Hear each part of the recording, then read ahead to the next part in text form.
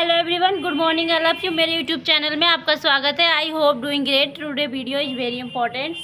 So friends, आज की video हम देखेंगे इम्परेटिव सेंटेंस। इम्परेटिव सेंटेंस क्या होता है, इम्परेटिव सेंटेंस में कौन कौन सा सेंटेंस आता है, इम्परेटिव सेंटेंस कैसे बनता है। सो फ्रेंड्स, इम्परेटिव सेंटेंस हमारा जो होता है वो डेली यूज सेंटेंस होता है।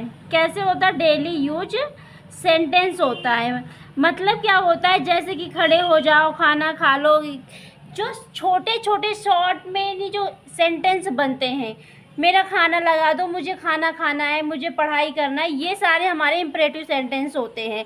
आज हम इसी इम्परेटिव सेंटेंस से कुछ अब अपनी वोकैबुलरी और अपने जो हमारे स्पोकन स्किल है उसको हम सुधारने की कोशिश करते हैं। तो हमारा पहला सेंटेंस है, मेरा नाश्ता परोस दो। सो फ्रेंड्स, मेरा नाश्ता परोस दो, तो यहाँ पे नहीं लगा है कि नाश्ता परोस दो। परोसने की स्पेलिंग होती है सर्व करना। नाश्ते को बोलते हैं ब्रेकफास्ट। माई ब्रेकफास्ट ऐसे थोड़ी ना होगा, सर्व। तो हम इसमें कुछ सेंटेंस होता है, ऐसे सेंटेंस होते हैं जैसे जो हमारे हेल्पिंग वर्ब होते हैं, कुछ जो वोकैब होती है, ये सारे मिला के एक नया सेंटेंस बनता है इंग्लिश में। जैसे हिंदी में बनता है सेम उसी तरह इंग्लिश में भी बनता है। तो जैसे हमारा क्वेश्चन है कि मेरा नाश्ता परोस दो, इसको हम इंग्लिश में बोलेंगे सर्व my breakfast. Serve my breakfast. जब हम सुबह नाश्ता करते हैं, जब मॉर्निंग में उठते हैं 8-9 के करीब में, जब हम मॉर्निंग में उठते हैं वहाँ उस टाइम नाश्ता करते हैं, तो वहाँ पे हम बोलते हैं ब्रेकफास्ट, जो खाते हैं। अगर हम दोपहर में खाना खाते हैं, जब हम दोपहर में खाना खाते हैं तो उसको बोलते हैं हम लंच। क्या बोलते हैं? लंच। फिर हम रात का भोजन करते हैं, जब हम रात का भोजन करते हैं तो उसको बोलते हैं डिनर। क्या बोलते हैं? डिनर। ये हमारा हो जाता है डिनर। ये हमारा है डिनर। दोपहर के खाने को हम जो 12 बजे करीब खाते हैं वो हमारा हो जाता है लंच। जो शाम को 8 बजे के बाद खाते हैं वो हमारा हो जाता है डिनर। सो फ्रेंड्स, अगर हम डिनर और लंच के बीच का खाना खाते हैं, लंच और डिनर के बीच का जो हम खाना खाते हैं फ्रेंड्स, उसको हम बोलते हैं सफ़र। क्या बोलते हैं? इनके और बीच का जो खाना होता है हमारा वो होता है सफ़र। क्या होता है? सफ़र। ये है सफ़र। अगर हम लंच ब्रेकफास्ट और लंच के बीच का खाना खाते हैं तो उसे हम बोलते हैं ब्रंच। इसको हम डिटेल में देखते हैं। जैसे मान लीजिए हमने 12 बजे खाना खाया, सुबह 8 बजे नाश्ता किया। जो हम नाश्ता करते हैं उसको तो हम बोलते हैं लंच। क्या बोलते हैं? ब्रेकफास्ट। ब्रेकफास्ट, उसे बोलते हैं ब्रेकफास्ट। अगर हम 12 बजे खाते हैं, जब हम 12 बजे खाते हैं खाना, तो उसको बोलते हैं हम लंच। क्या बोलते हैं? लंच। उसे बोलते हैं लंच। और रात का भोजन करते हैं उसको हम बोलते हैं डिनर। तो लंच प्लस डिनर, इन दोनों के बीच का जो हम खाना खाते हैं उसको सफ़र बोलते हैं। अगर हम ब्रेकफास्ट और लंच के बीच का जो खाना खाते हैं उसे बोलते हैं हम ब्रंच।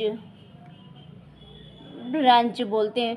होप समझ में आ गया होगा कि नाश्ते के और लंच के बीच का जो खाना होता है उसको हम ब्रंच बोलते हैं। लंच और रात का जो खाना खाते हैं उसको हम बोलते हैं डिनर। लंच और डिनर के बीच का जो खाना बोलते हैं उसे सपा बोलते हैं। आई होप वीडियो पसंद आए तो सब्सक्राइब ज़रूर करें। नेक्स्ट सेंटेंस है हमारा, तैयार हो जाओ। जब हम किसी चीज़ के लिए हमेशा बोलते रहते, बच्चों को स्कूल लेके जाना है तो बच्चों को बोलते हैं जल्दी से रेडी हो जाओ, जल्दी तैयार हो जाओ। तो वहाँ पे हम इसको हिंदी में तो बोलते हैं तैयार हो जाओ, लेकिन इंग्लिश में क्या बोलते हैं? सो फ्रेंड्स, इंग्लिश में हम इसको बोलते हैं गेट रेडी। Get ready. ये गेट जो है हमारा, इस गेट का मतलब बहुत सारे सेंस होते हैं। इस गेट के हम भी एक नेक्स्ट वीडियो में देखेंगे, क्योंकि गेट का मतलब समझना होता है, देना भी होता है, यहाँ पे समझना, बहुत सारे सेंटेंस है जो ये गेट यूज होता है। तो यहाँ पे क्या है, तैयार हो जाओ, गेट रेडी। नेक्स्ट सेंटेंस है हमारा सब कुछ तैयार कर लो। एक तो हमारा था तैयार हो जाओ, गेट रेडी। दूसरा सेंटेंस हमारा सब कुछ तैयार कर लो। यहाँ पे सेंटेंस जो है बदल रहा है, देखो, तैयार हो जाओ खुद तैयार करने की बात कर रहा है, और यहाँ पे जो भी है सब कुछ तैयार कर लो, तो इसको क्या बोलेंगे? हम हिंदी में तो बोलते हैं सब कुछ तैयार कर लो, लेकिन इंग्लिश में हम इसी को बोलते हैं गेट एवरीथिंग रेडी। ये गेट एंड रेडी के बीच में एवरीथिंग लगा है, क्योंकि एवरीथिंग का मतलब होता है सब कुछ। ये गेट है, ये रेडी, गेट रेडी। जो खुद की बात करेंगे तो गेट रेडी बोलेंगे, अगर हम सब कुछ तैयार करेंगे तो उसको गेट एवरीथिंग रेडी बोलेंगे। नेक्स्ट सेंटेंस है हमारा, सो फ्रेंड, नेक्स्ट सेंटेंस है हमारा ध्यान दो। ध्यान दो, हमने बोला कि सब कुछ तैयार कर लो, और नेक्स्ट आता है हमारा ध्यान दो। तो ध्यान देने के लिए हम इंग्लिश में बोलेंगे पे अटेंशन। क्या बोलेंगे? Pay attention. पे अटेंशन का मतलब होता है कि ध्यान देना। पे का मतलब देना, अटेंशन का मतलब ध्यान। तो इस तरह से हमारा इंग्लिश सेंटेंस बनता है कि पे अटेंशन। नेक्स्ट सेंटेंस है हमारा उम्मीद मत खो। ध्यान दो, उम्मीद मत खो। किसी भी चीज़ की जो उम्मीदें होती हैं उसे मत खो। तो हम हिंदी में तो बोलते हैं कि उम्मीद मत खो, लेकिन इसी को हम इंग्लिश में कैसे बोलेंगे? सो फ्रेंड्स, इसको इंग्लिश में हम बोलते हैं डोंट लूज होप। होप का मतलब होता है आशा या उम्मीद। होप का मतलब होता है आशा या उम्मीद। डोंट लूज का मतलब होता है खोना। लूज का मतलब होता है खोना। डोंट जो होता है ये नेगेटिव सेंटेंस है, डू नॉट का नहीं, हम ये डू नॉट है, डू नॉट को हम शॉर्ट में डोंट बोलते हैं। सो फ्रेंड्स, नेक्स्ट सेंटेंस है हमारा,